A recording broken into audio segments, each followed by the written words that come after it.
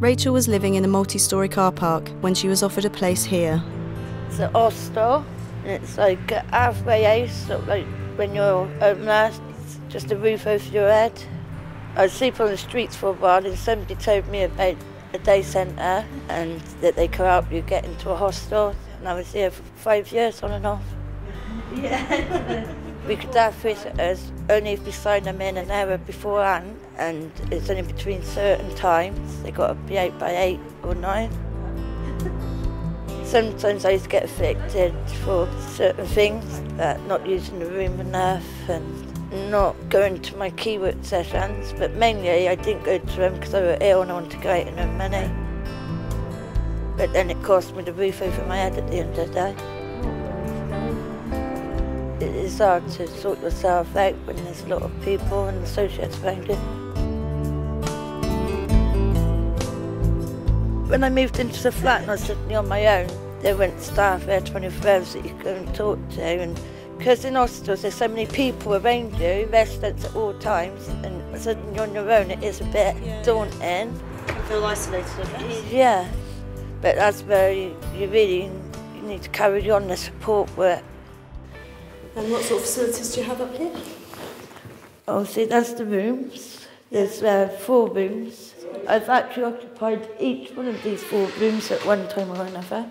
I never used to turn up to my meetings. They used to send me letters sort of telling me if you turn out you're going to be evicted. I didn't care. But looking back on it, you should use it because they're there to help you. And how was the support? Even when you're in a hostel, you've got the workers there, your key workers. The main one was like from the outreach team, the homelessness worker. And it was the fact that she had faith in me and helped me. I'm just going to add some tomatoes to that before it catches a bit more. 2 years ago, Adam moved into his own home with a secure tenancy. What has this meant to him? Stability. Personally, yeah, it makes me feel solid. It gives me that foundation I've been craving for ages. It gives me something to build off. So yeah, that's been important really. That I could never get that sense of ownership in supported housing. All the time I was living in that place, it was always like we had to share the kitchen with people, and all the time I'd get frustrated with them. And you know, moving on now, it's just I can leave the pots and pans in the sink overnight if I really, really want to, you know, but I don't always want to.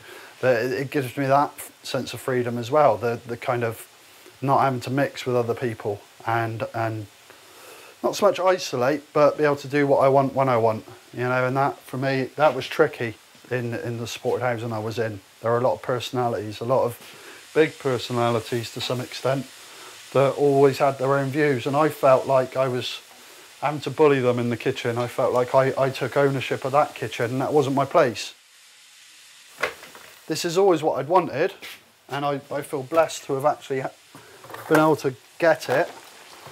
But no, I mean, this is beyond my wild expectations anyway. This is exceeded all of that.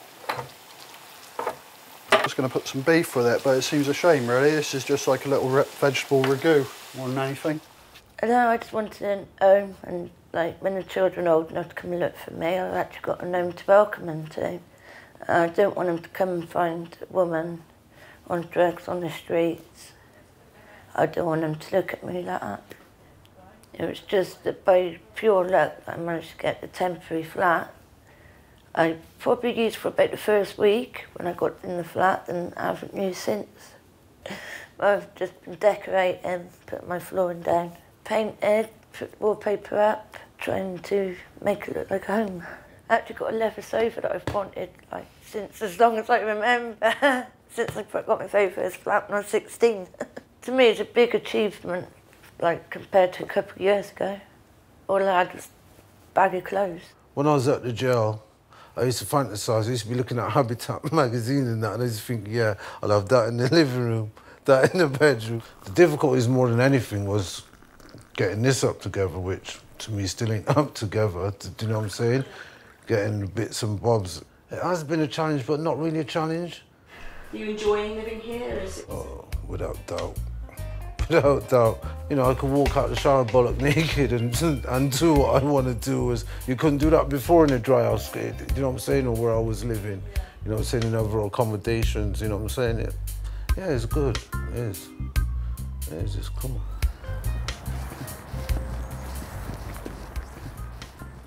Just working on the UE site, being invited back to tell my story to the people at UE about what happened and what it's like. Today, Adam is back where he once was detained, but as a volunteer, not a patient. So Adam, what are your plans now for here? I got invited back to try and help the students better get a better grip of what it was like for me.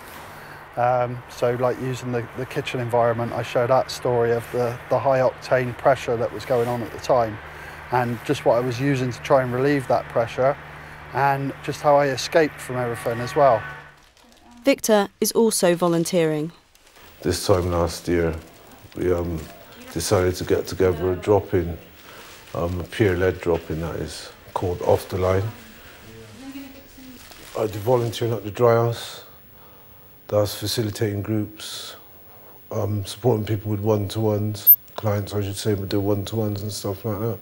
You know, housing needs advice, all sorts of stuff. But I do tend to stop and talk.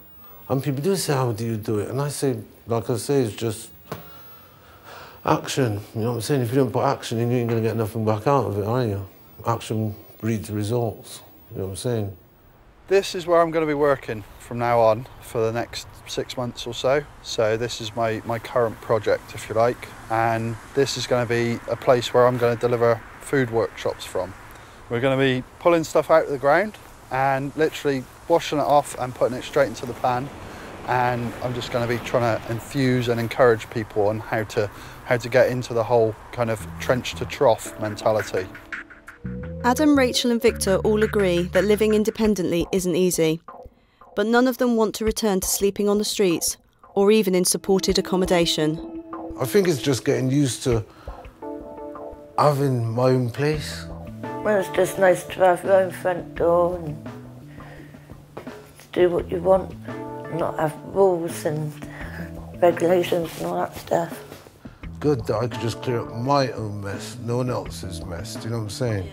Not say I'll wake up when I want to, but go to bed when I want to, not thinking there's going to be noise, there's going to be some chaos happening here or there. It's just seeing the next right thing to do and just getting on with it. It's hard work, it takes time, it takes a while to get together, but get there in the end. I couldn't imagine myself back on the drugs or the streets now, so. That fear, it doesn't rule my life anymore. And yeah, there's hope for the future.